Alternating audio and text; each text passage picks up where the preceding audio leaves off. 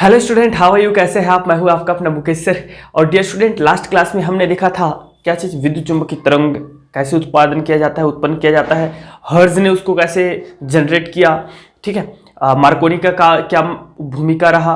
और आज हम देखने वाले हैं nature of transversal nature of electromagnetic waves, ठीक है, अर्थात विद्युत चुंबकीय तरंगों का अनुप्रस्थ प्रकृति। और उसके साथ साथ हम देखेंगे उसकी ऊर्जा और कुछ महत्वपूर्ण गुण, ठीक है। और 2 क्लासेस में आज और एक और नेक्स्ट क्लास में हमारा ये चैप्टर का हो जाएगा द एंड, ठीक है। चलिए देखते हैं क्या चीज, विद्युत चुंबकीय तरंगों का अनुप्रस्थ प्रकृति, transversal nature of electromagnetic waves. तो इससे पहले डियर स्टूडेंट फिर से मैं थोड़ा सा आपको रिवाइज करा देता हूं, रिवीजन करा देता हूं। किस चीज का? ये देखिए, हमारा इलेक्ट्रोमैग्नेटिक वेव्स क्या है भाई। ये आपका तरंग जो कक्षा 11वीं में आप लोग पढ़ते हो, यांत्रिक तरंग है ना, ध्वनि तरंग, उससे बहुत डिफरेंट है। उसको चलने के लिए माध्यम की आवश्यकता होती है। उसमें माध्यम के जो कण है वो संपीड़न विरलन, संपीड़न विरलन, समझ रहे हो? ऐसा करते हुए समझ में आया कि नहीं आ रहा जी? ये देखिए कुछ इस प्रकार, मतलब ये फिर थोड़ा सा, फिर उसके बाद विरल, फिर सघन विरल। तो ये सघन विरल, सघन विरल, ठीक है। एक ये होता है और एक होता है हमारा क्या चीज, श्रृंग गर्थ, श्रृंग गर्थ, याद है कि नहीं है? वहां माध्यम के कण जो है क्या हो करते थे, कंपन करते थे। लेकिन यहां माध्यम के कण की आवश्यकता नहीं होती। सूर्य का प्रकाश हम तक पहुंचता है, कोई माध्यम की आवश्यकता है क्या? बीच में तो निर्वात है, फिर भी हमारे तक पहुंच रही है कि नहीं पहुंच रही है? तो ये एक्चुअल में क्या होता है, एक बार यदि कोई चार्ज एक बार यदि दोलन कर देता है, अर्थात त्वरित दोलन, ठीक है, एक्सिलरेटेड चार्ज पार्टिकल यदि यहां दोलन कर देता है, एक बार जनरेट हो गया तो वो क्या होता है, निरंतर जो है, एक बार जनरेट हो गया तो वो निरंतर जो है उसी प्रकार ये जो है आगे बढ़ते बढ़ते बढ़ते बढ़ते चलते रहती है, चलते रहती है, चलते रहती है, वो निरंतर आगे बढ़ता रहेगा, ठीक है। इसके लिए किसी भी माध्यम की आवश्यकता नहीं होती है। होता एक्चुअल में ये है, आप सबको पता है, रेस्ट चार्ज जो होता है वो इलेक्ट्रिक फील्ड डेवलप करता है, और हम सब जानते हैं करेंट मैग्नेटिक फील्ड डेवलप करता है। करेंट मतलब क्या, आपका जो है आवेश, एक आवेश जो निश्चित वेग से चल रही है वो करंट कहलाता है, और चलने के कारण उसमें चुंबकीय क्षेत्र उत्पन्न होता है, और रेस्ट के कारण क्या होता है, इलेक्ट्रिक फील्ड जनरेट होता है।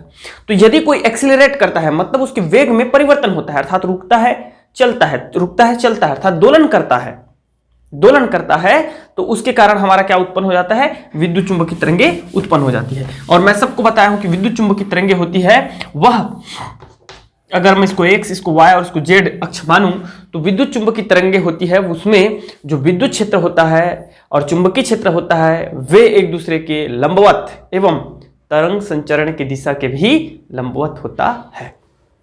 अर्थात तरंग जिस दिशा में बढ़ेगा, सपोज तरंग संचरण की दिशा, ठीक है, आपका ये है, इधर हमारा तरंग प्रोपेगेट हो रहा है, तरंग संचरण की दिशा है, तरंग संचरण की दिशा है, तो इसके अभिलंबवत हमारा क्या हो जाएगा, ये हो जाएगा इलेक्ट्रिक फील्ड, ठीक है जी। और इसके अपोजिट डायरेक्शन में, लंबवत दिशा में हो जाएगा आपका क्या चीज, इस प्रकार से देख लीजिए, ये है इलेक्ट्रिक, तो ये हो जाएगा मैग्नेटिक, ठीक है। और इसके अपोज में, अर्थात इसको नष्ट करने के लिए लेंज के नियम के अनुसार फिर से पुनः हमारा क्या उत्पन्न हो जाएगा, इलेक्ट्रिक फील्ड उत्पन्न हो जाएगा, और इसके कारण क्या हो जाएगा, आपका मैग्नेटिक फील्ड इस प्रकार डेवलप हो जाएगा, और ये निरंतर क्या होंगी, आगे बढ़ती रहेंगी इस प्रकार से, ठीक है डियर स्टूडेंट। तो ये था विद्युत चुंबकीय तरंगे। अब चलिए इसका हम लोग क्या चीज, अनुप्रस्थ नेचर को प्रूव करते हैं। क्या होता है भैया अनुप्रस्थ, बताइए। अनुप्रस्थ अनुदैर्ध्य, ठीक है। जब हम कंकड़ मारते हैं पानी में, एक स्टोर पानी में, तालाब हो गया, कहीं पे मारते हैं, तो जो उत्पन्न होती है तरंग, वो अनुप्रस्थ है कि अनुदैर्ध्य है? ठीक है, बताइएगा आप लोग, कमेंट बॉक्स में लिख के बताइएगा कि कौन सा तरंगदैर्घ्य। ध्वनि तरंगे अनुप्रस्थ है कि अनुदैर्घ्य है, बताइएगा। ठीक है, तो ऐसा तरंग जिसमें संपीड़न विरलन पाया जाता है, सीधा सीधा एक छोटा सा कंसेप्ट, ऐसा तरंग जिसमें संपीड़न विरलन पाया जाता है वो होती है अनुदैर्घ्य। और ऐसा तरंग जिसमें श्रृंगर्त पाया जाता है, अर्थात जिस दिशा में तरंग प्रोपेगेट हो रही है उसके अभिलंबवत यदि हमारा तरंग, ठीक है, इस प्रकार से चलता है, श्रृंगर्त पाया जाता है, ये देखिए, तो उसको हम लोग बोलते हैं क्या चीज, अनुप्रस्थ तरंग, अनुप्रस्थ तरंग ये। और एक होता है कि वो इस प्रकार से ऐसे कर जो है, अब मैं इसको कैसे आपको ले बना दूं, ये फिर उसके बाद फिर कुछ थोड़ा सा फिर विरलन, मतलब दूर दूर, फिर सघन, फिर विरलन, विरल सघन, विरल सघन, एक प्रकार से ऐसे करते हुए आगे बढ़ती है। ठीक है, वो अनुदैर्घ्य है। और एक हमारा इस प्रकार से जो है, इस प्रकार से बढ़ती है, वो क्या है, अनुप्रस्थ। ठीक है, तो ऐसे तरंग जिसमें श्रृंगर्त पाया जाता है, जो तरंग संचरण की दिशा के लंबवत गति करते हुए आगे बढ़ती है, उसे हम अनुप्रस्थ तरंग कहते हैं। ठीक है, तो एक प्रकार से ये तो आप ऐसा लिख सकते हो शॉर्ट फॉर्म में, लेकिन हमको पूरा जो है डेरिवेशन के थ्रू इसको प्रूव करना है। तो उसको कैसे प्रूव करेंगे, उसके लिए आपको इधर थोड़ा सा अब एकदम सतर्क होना पड़ेगा। चलिए देखते हैं क्या। आपको सबसे पहले क्या करना है, सपोज करो डियर स्टूडेंट कि ये है हमारा एक्स एक्सिस, ये है वाई एक्सिस और ये है जेड एक्सिस। ये कोई जरूरी नहीं है कि तरंग संचरण हमेशा एक्स एक्सिस में हो, ऐसा कोई कंपल्सरी नहीं है। वो तो हम, आप चाहो तो वाई में भी ले सकते हो, जेड में ले सकते हो, लेकिन यदि हम किसी भी एक दिशा में यदि इस तरंग को संचरित करते हैं तो उसके दो अन्य अक्षों पे हमको क्या लेना पड़ेगा, एक में विद्युत क्षेत्र को लेना पड़ेगा, एक में चुंबकीय क्षेत्र को लेना पड़ेगा, because they are mutually perpendicular of each other. सब के सब एक दूसरे के क्या होते हैं, अभिलंबवत होते हैं। ठीक है, तो इसके लिए मैं क्या करता हूं, चूंकि अभी जैसे कि आपको मैं बना के दिखाया था कि हमारा जो है विद्युत चुंबकीय तरंगे इस प्रकार होती है। ठीक है, ये विद्युत चुंबकीय तरंगे होती है, इस प्रकार आगे बढ़ती है, इस दिशा में आगे बढ़ रही है।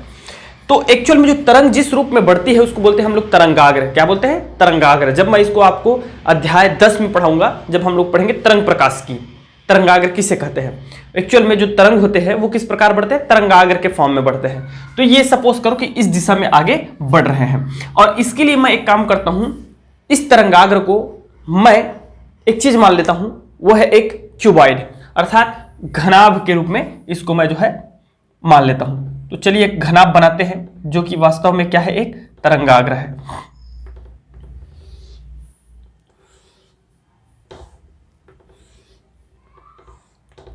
आपको समझ में आएगा, टेंशन ना लें। ठीक है, लेकिन डेरिवेशन के फॉर्म में आपको प्रूव करना रहता है इसे इस प्रकार। ठीक है, इस प्रकार हम मान लेते हैं। सपोज करो A B C D E F G H, और यह ओरिजिन है, इसका मूल बिंदु है, इस प्रकार। ठीक है, ऐसा।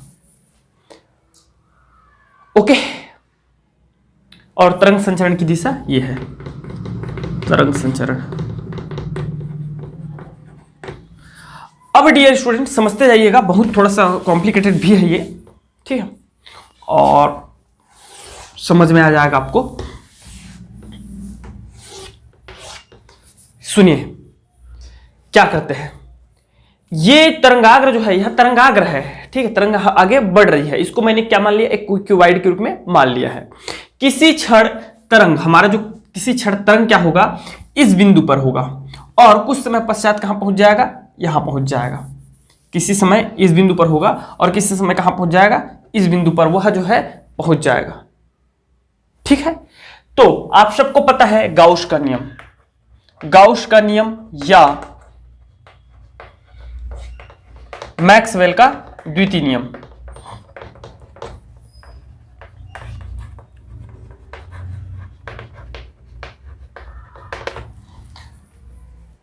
देखिए स्टूडेंट, आपको क्या करना है, आप लिखना चाहो तो लिख सकते हैं, विद्युत चुंबकीय तरंगों के अनुप्रस्थ प्रकृति को सिद्ध करने हेतु एक षटफलक ABCDEFGH का कल्पना किया गया है, जिसकी भुजाएं क्रमशः, आप इसकी भुजा भी बता सकते हैं क्रमशः, जिसकी ये वाली भुजा मान लेते हैं हम लोग DX है इस दिशा में। ठीक है, DX ये हो गया, dz और dy है, ठीक है, dx dz dy है, ठीक है। इसको आप दो प्रकार से सिद्ध कर सकते हैं, मैं दो तरीके से समझाऊंगा आपको, ध्यान से देखते जाइएगा। dx dy dz है, क्रमशः dx dy dz है। तो गाउस के नियम या मैक्सवेल के द्वितीय नियम से चूंकि षटफलक के अर्थात उस घनाभ के षटफलक के अंदर आवेश क्या है, शून्य है। कैसे भैया आवेश शून्य क्यों है? अरे भैया शून्य है क्योंकि आवेश जो है बहुत किसी दूसरे जगह में, जैसे सूर्य में हमारा चार्ज क्या हो रहा है, एक्सेलरेट हो रहा है, लेकिन हम तरंगाग्र कहां का ले रहे हैं, बीच का, निर्वात का, किसी जगह में, पृथ्वी और सूर्य के बीच की जगह में, किसी भी जगह में निर्वात में हम लोग जो है तरंगाग्र को ले रहे हैं। तो वहां आवेश है क्या, नहीं ना है, सिर्फ क्या है विद्युत क्षेत्र और चुंबकीय क्षेत्र है, वहां कोई आवेश नहीं है। तो जहां पे हमने माना है वहां पे आवेश क्या है, शून्य है। अतः ये हम लिख सकते हैं EDS that is equal to, सबको पता है यार Q बाई एप्सिलॉन नॉट होता है कि नहीं होता है, EDS फाई E गॉस के नियम से, फाई किसी बंद पृष्ठ से गुजरने वाली कुल बल रेखाओं की संख्या उस बंद पृष्ठ में उपस्थित आवेश के 1/एप्सिलॉन गुना होता है, ये नियम है। तो इस नियम के अकॉर्डिंग ये हो जाएगा पूरा 0, होगा कि नहीं होगा। अब ये जो षटफलक है वो वास्तव में कितने षटफलक, ये देखिए मेरा चौक का डिब्बा है, ये टोटल कितने फलक होते हैं इसमें, इसी समझेंगे आज पूरा क्लास। कितने फलक होते हैं बताइए, 6 फलक होता है कि नहीं होता है, 2 4 6 फलक होते हैं। तो इसमें टोटल कितने फलक है, 6 फलक है। तो इनका सम हम लोग सब लोग जानते हैं, हम ऐसा लिख सकते हैं षटफलक EDS, या ऐसा लिखिए, देखिए मैं बता रहा हूं आपको क्या चीज, ABCD, ये वाला फलक ABCD, तो ये हो जाएगा EDS, ठीक है। EDS, ये DS के जगह में आप क्या लिख सकते हो ये बताओ मुझे, इसको भी फिलहाल वेक्टर के फॉर्म में रहने दीजिए, EDS, ठीक है। चलिए मैं बताता हूं आपको, EDS ABCD हो गया। अब उसके बाद ABCD के बाद क्या लिख सकते हैं आप लोग, बहुत सारा है यार, CDGH लिख सकते हैं, CDGH दूसरा हो गया हमारा, ठीक है। EDS इसी प्रकार तीसरा आप लोग लिख सकते हैं, इधर आ जाइए, नीचे आ जाइए कि क्या हो जाएगा, EFGH EDS 3 फलक हो गया, प्लस चौथा फलक बताइए मुझे, इधर नीचे वाला देख लीजिए क्या लिखा हुआ है, ABEF EDS।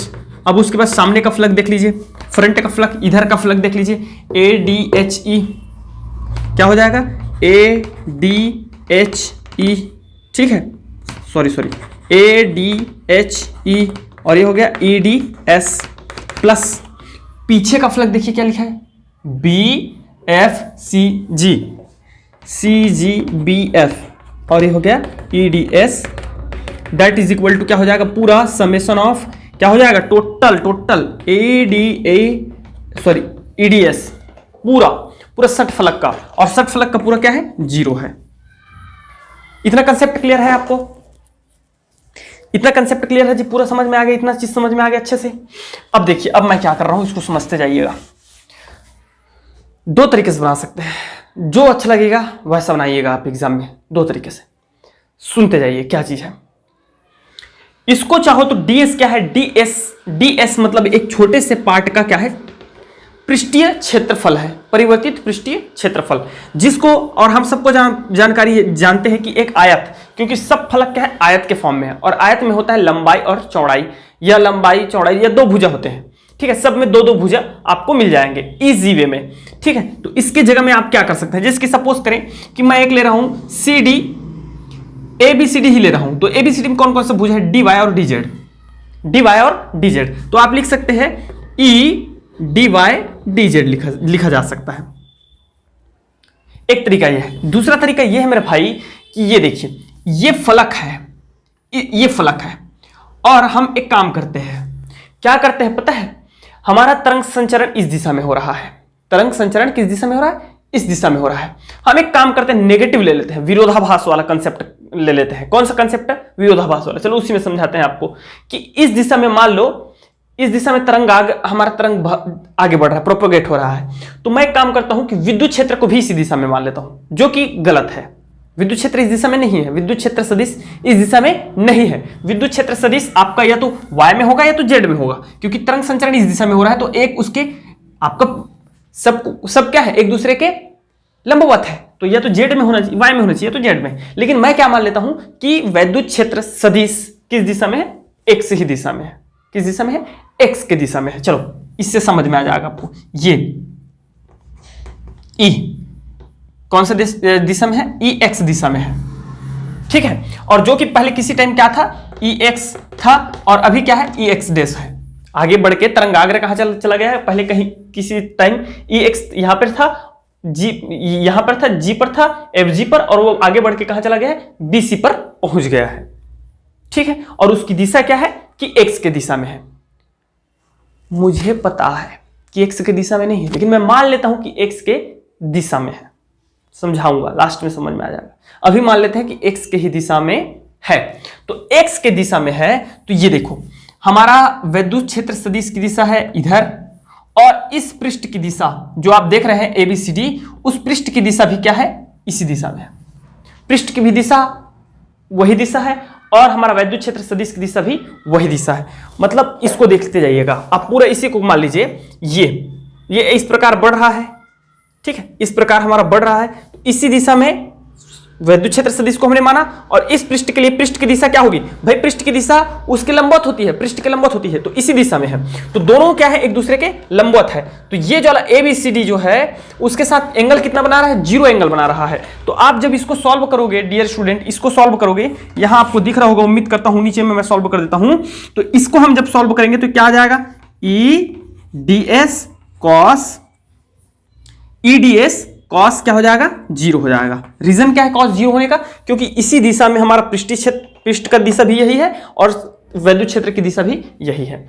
एक दूसरा, अब देखिए दूसरा क्या चीज है, CDGH। तो CDGH कहां है ये बताओ, CDGH का मतलब क्या हुआ, ये वाला दिशा हो, ये वाला फलक हो गया कि नहीं, ये वाला फलक, टॉप व्यू, टॉप है। तो ये क्या है, ये क्षेत्र सदिश की दिशा क्या होगी, इसके अभिलंबवत, मतलब इस प्रकार होगी। इसमें से जैसे मैं एक चौक निकाल के आपको बड़ा वाला चौक में समझाता हूं, तो इसके लिए हमारा जो क्षेत्र सदिश की दिशा होगी वो क्या हो जाएगी, इस प्रकार हो जाएगी। क्षेत्र सदिश की दिशा इसमें ऐसी थी, और इसमें इस प्रकार हो जाएगी, पृष्ठ की दिशा। और हमारा विद्युत क्षेत्र की दिशा किधर है, इधर है। तो ये इस प्रकार और ये ऐसा, विद्युत क्षेत्र की दिशा इधर, ठीक है, ये, और हमारा जो पृष्ठ की दिशा है वो ऊपर की ओर है। तो ये एक दूसरे के साथ क्या है, लंबवत है। तो ये हमारा हो जाएगा EDS cos 90। जब वेक्टर को हटाओगे तो कॉस लगता है कि नहीं लगता है, क्योंकि डॉट प्रोडक्ट में है। अब देखिए इसके बाद तीसरा क्या चीज दे रखा है भैया, बताओ मुझे, EFGH है। तो EFGH बताइए किधर है, EFGH ये वाली बात कर रहे हैं, ये वाला फलक, ये वाला पहले देखिए, फिर ये वाला, अब ये वाला देखेंगे। तो इधर क्या होगा, इस प्रकार होगा, अभी इसके भी लंबवत होंगे सामने की ओर यार, ठीक है। और हमारा जो तरंग बढ़ने की दिशा है वो इधर है। हमने विद्युत क्षेत्र की दिशा इधर माना है, और पृष्ठ की दिशा इधर मार रहे हैं, मतलब दोनों एक दूसरे के साथ, ये इधर है विद्युत क्षेत्र सदिश की दिशा, और हमने पृष्ठ की दिशा को क्या मान लिया, इधर मान लिया। तो दोनों एक दूसरे के साथ कितना एंगल बना रहे हैं, 180 एंगल बना रहे हैं। तो 180, तो ये हो जाएगा हम लोगों का EDS cos 180। ऐसा कर सकते हैं, बिल्कुल किया जा सकता है कि नहीं किया जा सकता भाई। हाँ, एक चीज को थोड़ा सा ध्यान रखिएगा, ABCD ये है x, तो ये हो जाएगा x, ठीक है। और ये क्या है भैया बता दीजिए मुझे, x डैश हमने मार रखा है, क्या मार रखा है, x डैश मार रखा है, इस प्रकार होगा। अब आगे इधर देखते जाओ आप, कंटिन्यू ना, इधर बना देता हूं इधर। इसके बाद चौथा नंबर क्या दे रखा है, ABEF, मतलब ये नीचे वाला। तो नीचे वाले के लिए क्या होगा, इस प्रकार नीचे आ जाएगा, इसके लिए इस प्रकार नीचे होगा इसका पृष्ठ की दिशा। तो इसके साथ कितना एंगल बना रहा है, इसके साथ ये नीचे जाएगा, और ये इधर है, और ये इधर है, तो 90 एंगल यहां भी बन जाएगा। तो मतलब ये हमारा हो जाएगा EDS cos 90 हो जाएगा, प्लस बताइए उसके बाद क्या। नेक्स्ट अगर हम देखें, नेक्स्ट ये देख लीजिए, ये वाला, तो ADHE, ठीक है, 1 2 3 4, 1 2 3 4 कंप्लीट हो गया। ADHE, तो ADHE का वैल्यू क्या होगा, ADHE का। आप चाहे ना यार तो DS की जगह में आप क्या कर सकते हो, इसकी भुजाओं को लिख सकते हो, जिसको हमने मार रखा है dx dy dz मार रखा है, ठीक है, dx dy dz मार रखा है। फिर से थोड़ा सा वो कर दूं क्या, एक्सप्लेन कर दूं क्या? चलो फिर से थोड़ा सा टेंशन मत नहीं लीजिएगा, इसमें क्या होगा आपको पूरा क्लियर हो जाएगा। x ABCD के लिए हो जाएगा EX, ठीक है। और यहां देखिए इसके लिए हमारा है dz और dy, क्या है dy dz, ठीक है। cos क्या हो जाएगा 0 एंगल बना रहा है, जल्दी कर रहा हूं, ठीक है। CDGH देखिए CDGH ऊपर की ओर है, और इसमें कौन कौन सा भुजा है ये देखिए, ये वाला भुजा का समांतर ये है मतलब dz हो जाएगा, और ये वाला भुजा मतलब ये हो जाएगा dx हो जाएगा, dx और क्या है dz है, dz और dx है, ठीक है। तो ये हो जाएगा E dx और dz, ठीक है, dx dz cos 90 अंश बना रहा था ना ऊपर वाला। अब इधर की बात करेंगे, डियर इधर की बात करेंगे तो इस भुजा के समांतर है, मतलब इसमें dy dz है, इसमें भी, तो यहां भी dy dz हो जाएगा, लेकिन ये 180 अंश है, तो ये हो जाएगा EX, ये EX डेश था सामने वाला EX dy dz cos 180 plus चौथा नंबर आता है, चौथा नंबर ये वाला ABEF। तो ABEF का किधर है, उधर देखो ABEF नीचे है, इसमें कौन कौन सी भुजा है dz और dx भुजा है, dz और dx भुजा है, तो E dx dz, ठीक है। और cos कितना एंगल बना रहा है 90 एंगल बना रहा है, तो 90 हो जाएगा, प्लस इसके लिए निकालिए ADHE तो ADHE में क्या है dy और dx है, तो इसके लिए क्या हो जाएगा dy और dx, E dy dx cos, ये सामने की बात कर रहे हैं, सामने की, तो सामने के साथ कितना एंगल बनेगा ये बताइए। हमारा इधर प्रोपोगेट हो रहा है, इधर इस प्रकार आपका तरंग जो है वैद्युत क्षेत्र सदिश की दिशा इधर है, और ये पृष्ठ सामने है, मतलब ये ऐसा है और ये पृष्ठ सामने है, ये वाला पृष्ठ की बात कर रहे हैं, तो यहां पृष्ठ सदिश की दिशा इधर हो जाएगी और वैद्युत क्षेत्र सदिश की दिशा इधर हो जाएगी। तो ये है क्या मेरे भाई, ये है क्या, ये देखो, ये ऐसा कर दूं, ये जो अंगूठा थंब दिख रहा है आपको, अंगूठा ये हो जाएगा हमारा पृष्ठ सदिश की दिशा, और ये जो उंगली दिख रही है ये हो जाएगी क्षेत्र सदिश की दिशा, विद्युत क्षेत्र सदिश की दिशा। तो इन दोनों में कितना एंगल बन रहा है 90 एंगल बन रहा है कि नहीं बन रहा है, तो 90 एंगल जब बन रहा है, ठीक है, और ये वाली भुजा की बात कर रहे हैं, तो इसमें है हमारा dx dy है, तो ये कितना हो जाएगा 90 एंगल, यही तो है dx dy 90। फिर इसके बाद आ गया CGBF, तो ये पीछे की बात कर रहे हैं, तो पीछे भी क्या होगा 90 एंगल होगा, सिंपल सी बात है। तो ये E dx dy cos 90 plus एक चीज और बच गया मात्र, CGBF हो गया पूरा 8 का 8, तो दैट इज इक्वल टू 0। अब ये देखो, सिर्फ ये देखो आप, EX dy dz cos 0, तो cos 0 का वैल्यू क्या होता है बता दीजिए मुझे, इधर बना दूं, दिख रहा है ना अच्छे से, EX डैश, ठीक है, dy dz, बिकॉज cos 0 का वैल्यू होता है हमारा 1, ठीक है, तो dy dz।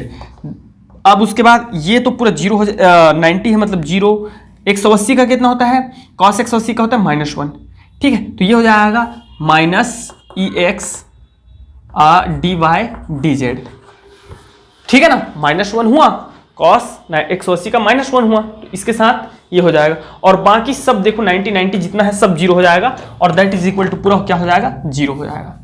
तो इस प्रकार आप लिख सकते हैं dear student, EX dash dy dz minus, अब दोनों में से कॉमन क्या निकल जाएगा, dy dz कॉमन निकल जाएगा, अंदर बच जाएगा EX dash minus EX that is equal to 0, हो गया कि नहीं। तो मतलब क्या है इसका कि dy dz is equal to 0 and EX dash minus EX that is equal to 0 means that कि EX dash is equal to EX। क्या है इसके कहने का मतलब, क्या है ये समझो आप, ये समीकरण है उसका मतलब क्या है ये समझो आप भाई। dy dz क्या है, dy dz लंबाई गुणी चौड़ाई अर्थात क्षेत्रफल है, तो पृष्ठ का क्षेत्रफल 0 हो सकता है क्या? किसी भी पृष्ठ का क्षेत्रफल 0 संभव नहीं है। समझ में आ गया? दूसरा चीज क्या है कि ई एक्स डैश ई एक्स के बराबर है, तो दो भिन्न भिन्न समय पर तरंगाग्र की एक ही स्थिति हो सकती है क्या? नहीं, यह भी संभव नहीं है। ठीक है, क्योंकि तरंगाग्र निरंतर आगे बढ़ रही है, तो भिन्न भिन्न समय पर यह भिन्न भिन्न होगा, अर्थात ये दोनों पॉसिबल नहीं है। तो क्या पॉसिबल है? क्या पॉसिबल है ये देखिए, इसको हम लिख सकते हैं कि E X dash that is equal to 0 and E X that is equal to 0। इसका मतलब क्या है ये समझो, इसका मतलब क्या है ये समझिए। E X dash is equal to 0 and E X is equal to 0, मतलब यदि हम, अब पहले मेरे उसमें ध्यान दीजिए, आप जिस चीज के लिए मैं बोला था उसको ध्यान दीजिए। क्या बोला था कि हम मान लेते हैं कि वैद्युत, ये तरंगाग्र की दिशा है और उसी दिशा में हम क्या मान लेते हैं, वैद्युत क्षेत्र सदिश की भी दिशा है, जो कि संभव नहीं है लेकिन हम मान लेते हैं। तो यदि हम इस दिशा में मानते हैं, इस दिशा में मानते हैं, तो इस दिशा में हमारा जो वैद्युत क्षेत्र सदिश है वो आ रहा है क्या चीज? 0 आ रहा है कि नहीं? मतलब इस दिशा में हमारा वैद्युत क्षेत्र सदिश क्या है? 0 है। तो इस दिशा में जब 0 है तो वो कौन सी दिशा में होगा? इस दिशा में नहीं होकर के, इस अक्ष में नहीं होकर के, या तो y में होगा या तो z में होगा। और यदि y में होता है या z में होता है तो ये सिद्ध हो जाता है z में भी होगा तब भी 90 अंश बनाएगा x के साथ, y में भी होगा तब भी 90 अंश बनाएगा x के साथ, अर्थात वो क्या है आपका इस प्रकार से 90 अंश x के साथ, अगर y में है तो भी 90 अंश और z में है तो भी इस प्रकार से 90 अंश। मतलब ये क्या हो गया, ये जब ऐसा बना अर्थात ये श्रृंगर्त बना रहा है, और श्रृंगर्त जहां बना वहां वो कौन सा आपका वो हो गया, तरंग हो गया, अनुप्रस्थ तरंग हो गया। आप लोग बहुत कंफ्यूज हुए होंगे, ठीक है, थोड़ा सा फ्लो बिगड़ गया ऐसा मुझे भी फील हुआ, तो सॉरी, बट आप 1 से 2 बार देखेंगे आपको भी समझ में आ जाएगा, उम्मीद करता हूं। ठीक है, चलिए, तो इस प्रकार ये हो जाता है हमारा क्या चीज, अनुप्रस्थ प्रकृति। एक और तरीका है लेकिन चलिए छोड़िए, ठीक है। चलिए अब देखते हैं इसका कुछ प्रॉपर्टीज देख लेते हैं, फिर इसका हम लोग ऊर्जा भी देखेंगे। ओके स्टूडेंट, तो इस प्रकार आप लिख सकते हैं कि विद्युत चुंबकीय तरंगे जिसमें विद्युत क्षेत्र एवं चुंबकीय क्षेत्र एक दूसरे के लंबवत एवं संचरण, तरंग संचरण के लंबवत अभिगमन करते हैं, इसलिए अनुप्रस्थ तरंगे होते हैं। अब देखते हैं हम लोग क्या चीज, ये तरंगे जो होती है वो वास्तव में प्रगामी तरंगों की तरह ही दोलन करती है, अतः इन्हें एक समीकरण के रूप में प्रदर्शित किया जा सकता है। और वह समीकरण क्या होगा, यदि यह x दिशा में संचरित हो रहा है, क्या चीज, x दिशा में संचरित हो रहा है, आगे बढ़ रहा है, तो इसका हमारा x दिशा में यदि आगे बढ़ रहा है तब वैद्युत क्षेत्र का समीकरण जो है डियर स्टूडेंट वो कुछ इस प्रकार हो जाएगा। E इज इक्वल टू, जिस प्रकार प्रगामी तरंगों का आप सबको पता होगा विस्थापन आयाम I sine omega t plus minus के x या y z, ठीक है, इस प्रकार होता है। तब हम सबको पता है अगर इस प्रकार है तो ये वैद्युत क्षेत्र के लिए क्या हो जाएगा, E is equal to epsilon naught, क्योंकि यहाँ एप्सिलॉन नॉट क्या है, उसका अधिकतम आयाम है, जिसकी यहाँ पे A जो है एम्पलीट्यूड है, ठीक है, साइन ओमेगा t माइनस के। यदि x दिशा में तरंग संचरित हो रहा है तो डेफिनेटली हमारा जो है वैद्युत क्षेत्र होगा वो या तो y में होगा, सपोज करते हैं हम लोग वैद्युत क्षेत्र कहाँ है, y में है, तो E Y that is equal to हो जाएगा के जेड, सॉरी एक्स, क्योंकि हमारा तरंग कहाँ संचरित हो रहा है, एक्स दिशा में संचरित हो रहा है, लेकिन हमारा वैद्युत क्षेत्र कहाँ है, वाई दिशा में है, ठीक है। और वाई का कंपोनेंट जो होता है सबको पता है, एक्स का होता है आई और वाई का होता है जे और जेड का होता है के, तो ये हो जाएगा जे, इस प्रकार, ठीक है। इसी प्रकार यदि मैं वैद्युत क्षेत्र को प्रदर्शित करना चाहूं तो B Z that is equal to हो जाएगा B naught sine omega T minus के एक्स, तरंग कहाँ संचरित हो रहा है, एक्स दिशा में, और ये हो जाएगा के। जहां आप सबको पता होगा बी ई नॉट जो है हमारा विद्युत क्षेत्र का अधिकतम आयाम है,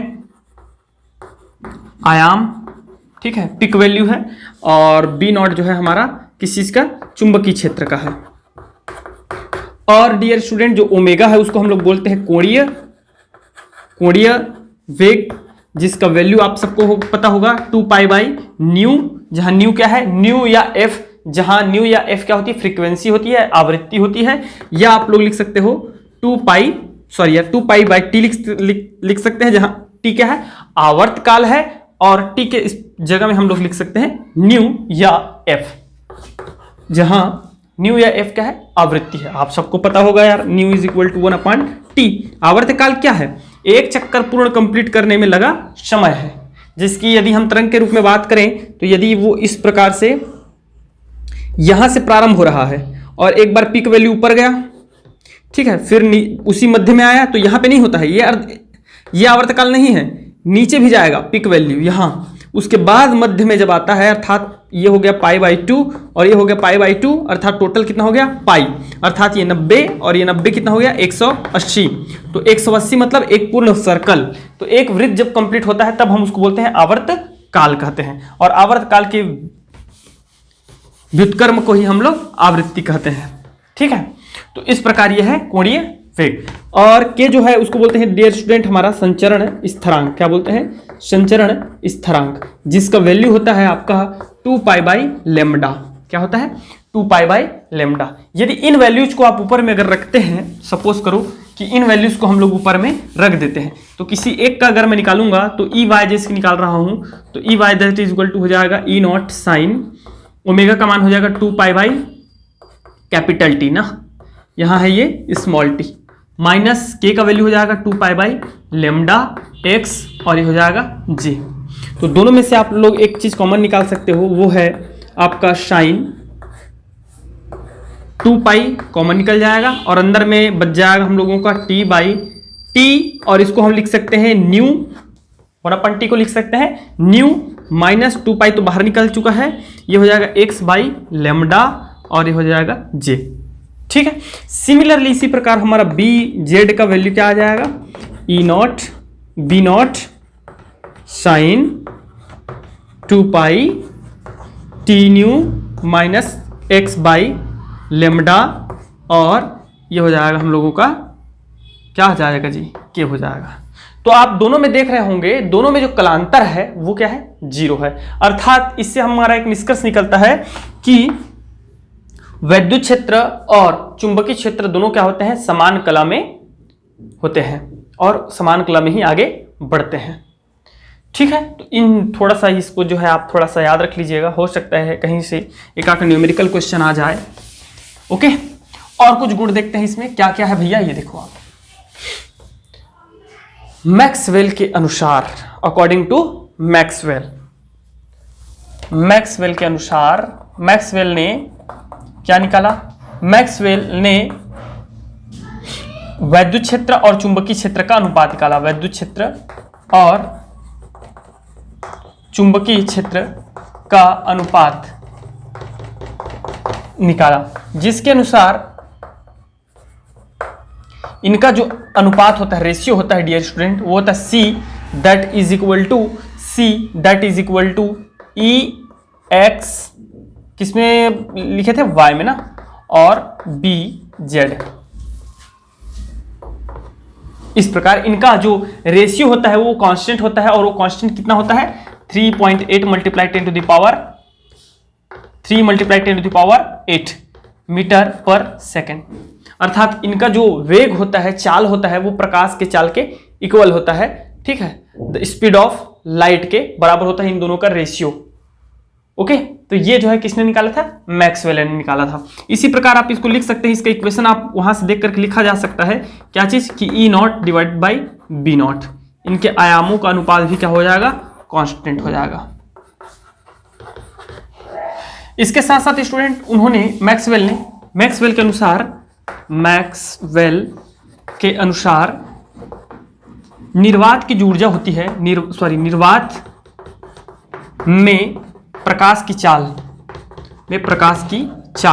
जो प्रकाश की चाल होती है, C is equal to 1/√μ0 epsilon naught, where mu naught is, ये जो है म्यू नॉट है वह निर्वात में चुंबकशीलता है, निर्वात की चुंबकशीलता है, और ई नॉट एप्सिलॉन नॉट क्या है, विद्युत की निर्वात में विद्युतशीलता है। ठीक है, तो इनका मान जैसे कि आप सबको पता भी होगा। ठीक है, म्यू नॉट का वैल्यू जो होता है आपका होता है 4 पाई मल्टीप्लाई 10⁻⁻⁷ और एप्सिलॉन नॉट का वैल्यू क्या हो जाता है डियर स्टूडेंट, बता दीजिए 8.86 मल्टीप्लाई 10⁻⁻12। ठीक है, एम्पियर पर metre square and coulomb square पर ये होता है कूलम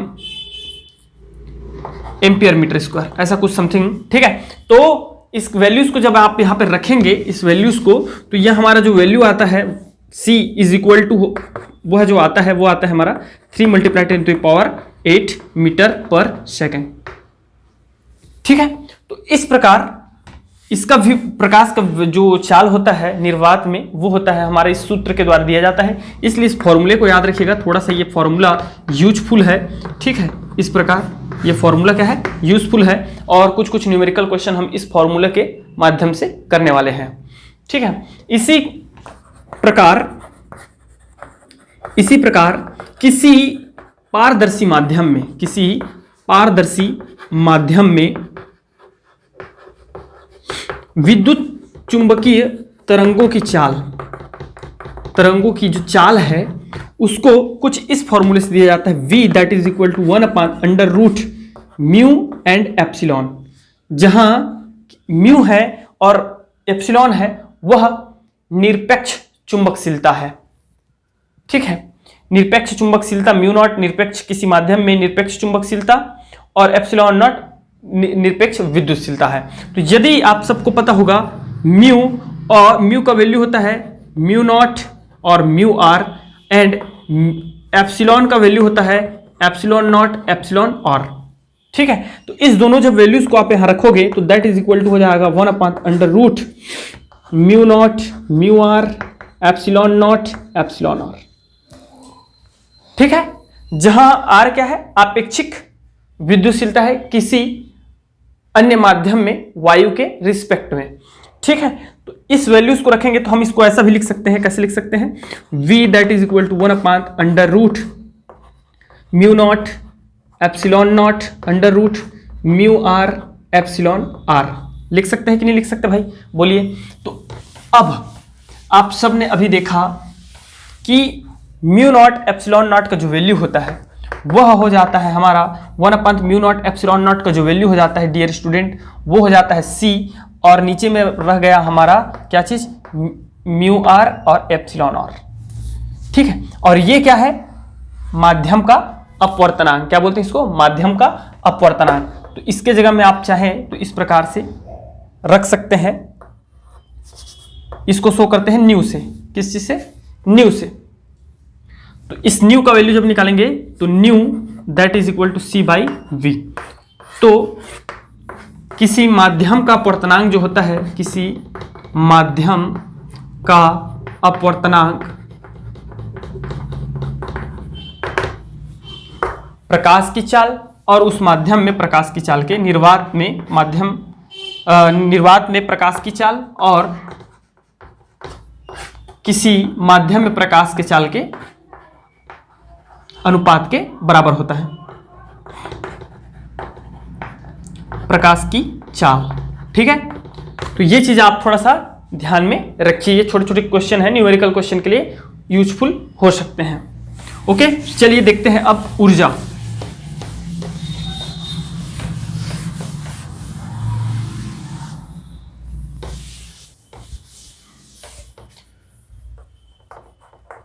इलेक्ट्रोमैग्नेटिक वेव्स की ऊर्जा,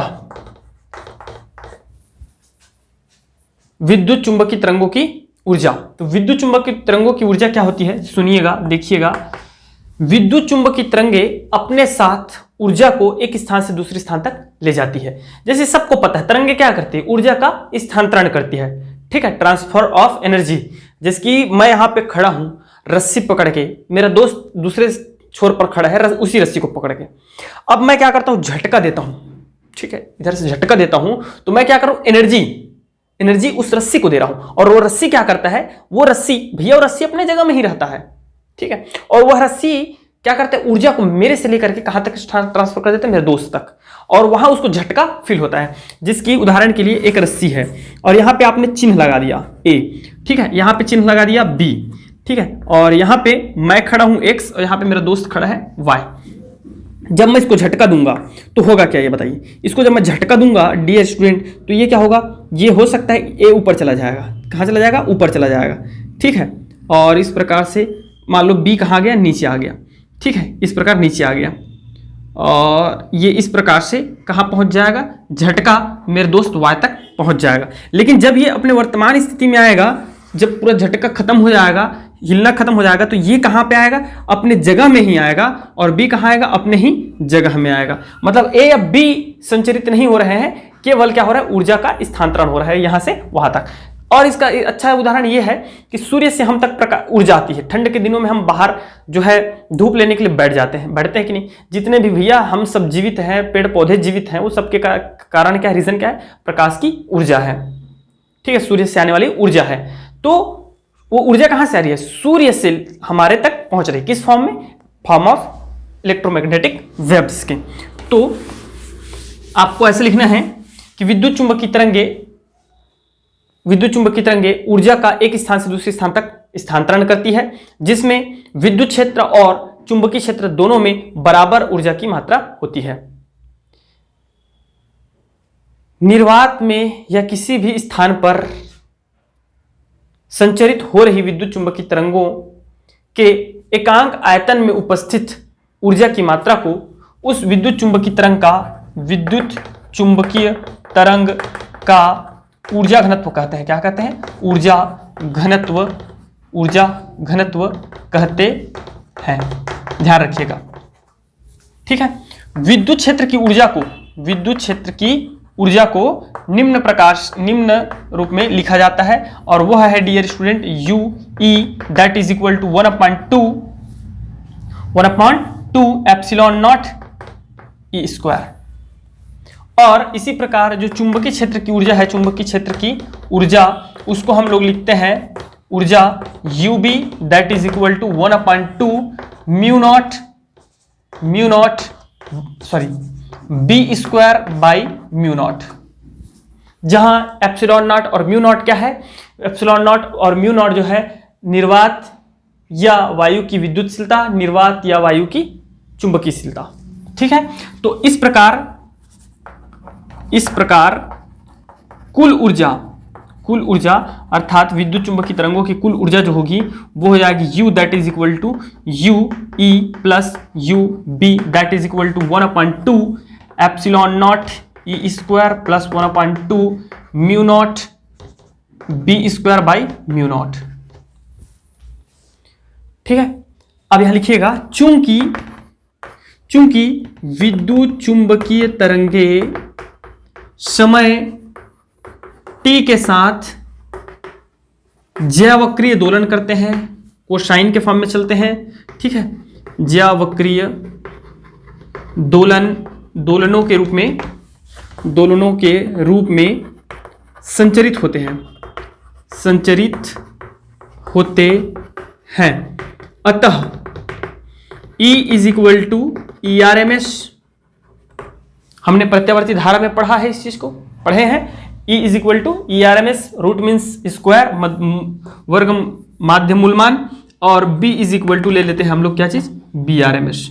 जैसे कि कभी भी आप जब अमीटर या वोल्ट मीटर के माध्यम से अपने परिपथ का, घर के परिपथ का या कहीं के परिपथ का जब भी आप करंट मापते हो या वोल्टेज मापते हो, तो वो जो होता है वो हमेशा क्या होता है, ERMS या VRMS होता है, IRMS या VRMS होता है ना। उसी प्रकार ये E is equal to ERMS, B is equal to BRMS।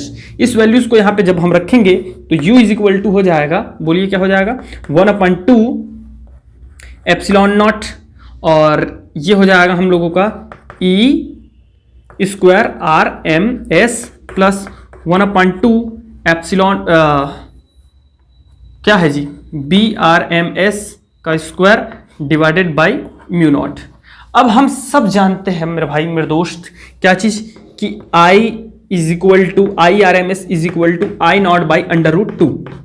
प्रत्यवर्ती धारा में पढ़े हैं। तो उसी प्रकार यहां भी हमारा क्या हो जाएगा, U इज इक्वल टू हो जाएगा 1/2 एप्सिलॉन नॉट। इसके जगह में हम लोग रख सकते हैं E नॉट डिवाइडेड बाई √2, जहां E नॉट क्या है, E नॉट है वैद्युत क्षेत्र के जो है अधिकतम मान, आयाम है उसका, वैद्युत क्षेत्र का आयाम, प्लस 1/2 और ये हमारा हो जाएगा 1/μ0 B नॉट बाई √2 का होल स्क्वायर। ओके, तो इसको जब हम इकट्ठे लिखेंगे जब, तो 1/2 ये हो जाएगा epsilon naught E naught square by 2, √2 का स्क्वायर क्या हो जाएगा, 2 हो जाएगा, ठीक है, प्लस ये हो जाएगा हम लोगों का 1/2 B naught square by 2 into μ0। Okay, चलिए एक साथ लिख देते हैं। तो U इज इक्वल टू हमारा हो जाएगा, चाहे तो आप बाहर निकाल सकते हैं 1/4, दोनों में से दो, आपका 2 2 जा 4, 2 2 जा 4, और अंदर में रह जाएगा क्या चीज बताइएगा, epsilon naught E naught square plus B naught square by μ0। तो ये है हमारा क्या चीज, EMW का ऊर्जा, ठीक है, इलेक्ट्रोमैग्नेटिक वेव्स का क्या है, ऊर्जा है, विद्युत चुंबकीय तरंगों की ऊर्जा है। इसमें थोड़ा सा कुछ चीज और जो है ऐड कर देते हैं, वो क्या चीज है ये देखिए। हम सब जानते हैं, क्या जानते हैं भाई, चलिए इधर देखिए, थोड़ा सा और इसमें लिख दीजिएगा। अभी हमने देखा U इज इक्वल टू लिखा था मैं 1/2 epsilon naught E square and UB that is equal to लिखा था 1/2 B स्क्वायर बाई μ0। सिद्ध कीजिए कि विद्युत चुंबकीय तरंगों में विद्युत क्षेत्र की ऊर्जा और चुंबकीय क्षेत्र की ऊर्जा बराबर होती है। तो आप इधर देखिए कैसे सिद्ध करना है आपको। हम जानते हैं मैक्सवेल के अनुसार, किसके अनुसार, मैक्सवेल के अनुसार, मैक्सवेल के अनुसार क्या जानते हैं बोल दो, क्या जानते हैं बोल दीजिए, C is equal to E naught divided by B naught, and हम ये भी जानते हैं क्या कि C is equal to 1/√E naught epsilon naught μ0। तो इसको अगर मैं अंडर रूट को हटाऊंगा तो यहां पे ऐसा लिख सकता हूं कि नहीं, अब भी जस्ट पढ़ाया हूं मैं, ओके, और नहीं पढ़े होंगे तो देख लीजिए इसको। एक को ले लीजिए आप, किसी को भी, इसको ले लेते हैं, वैद्युत क्षेत्र की ऊर्जा, वैद्युत क्षेत्र की ऊर्जा। तो वैद्युत क्षेत्र की ऊर्जा हमको दे रखी है UE that is equal to 1/2 epsilon naught E square दिया है। मैं क्या कर सकता हूं ये समझो, E इज इक्वल टू हम सब जानते हैं, E को लिख सकते हैं ERMS, और ERMS इज इक्वल टू होता है E नॉट बाई √2। तो इसको डियर स्टूडेंट हम कर सकते हैं E is equal to 1/2 epsilon naught, मैं इसके प्लेस पे लिख सकता हूं E नॉट बाई √2 का होल स्क्वायर, बिकॉज ये किस फॉर्म में है, स्क्वायर के फॉर्म में है। तो ये मल्टीप्लाई हो जाएगा और ये हो जाएगा 1/4। अरे भैया स्क्वायर होगा कि नहीं होगा, इसका स्क्वायर होगा तो क्या होगा, 2 मिलेगा, और 2 2 जा 4 एप्सिलॉन नॉट, और ये हो जाएगा E नॉट का स्क्वायर। E नॉट का वैल्यू देखिए क्या लिख सकते हैं हम लोग, E naught is equal to लिख सकते हैं B नॉट C, लिखा जा सकता है। तो E naught is equal to लिख सकते हैं हम लोग, E नॉट के प्लेस पे लिख सकते हैं, E नॉट के प्लेस पे लिख सकते हैं B नॉट C का स्क्वायर। E नॉट के प्लेस पे क्या लिख सकते हैं, इधर मल्टीप्लाई कीजिए B नॉट C का स्क्वायर, B नॉट C लिख सकते हैं, तो ये स्क्वायर में है तो स्क्वायर में हो जाएगा। अब C के प्लेस पे क्या लिख सकते हो ये देखो आप, चलो थोड़ा सा ओपन कर दो पहले, 1/4 epsilon naught B naught square, ठीक है, और ये हो जाएगा आपका C स्क्वायर। C स्क्वायर के प्लेस पे रख देते हैं 1/एप्सिलॉन नॉट μ0। तो UE that is equal to हो जाएगा 1/4 epsilon naught B naught square, और इसके प्लेस पे हम लोग रख देते हैं 1/एप्सिलॉन नॉट μ0, ठीक है जी। तो ये देखिए एप्सिलॉन नॉट से एप्सिलॉन नॉट कैंसिल हो गया, और UE इज इक्वल टू हमारा आ गया 1/4 B naught square divided by μ0।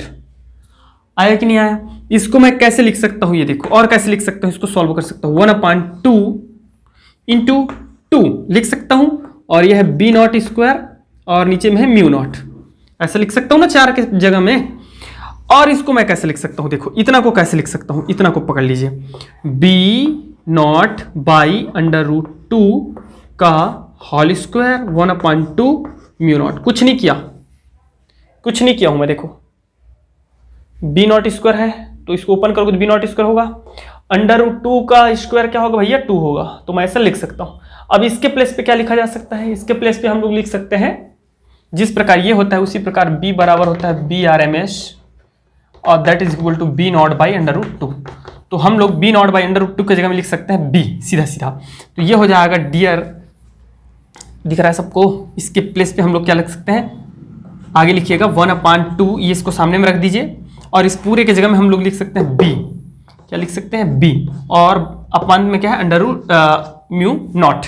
तो ये एक्चुअल में क्या है, ये एक्चुअल में है, ये देखिए, और स्क्वायर है तो स्क्वायर कर दीजिए, ये एक्चुअल में क्या है, ub है, ub है कि नहीं है।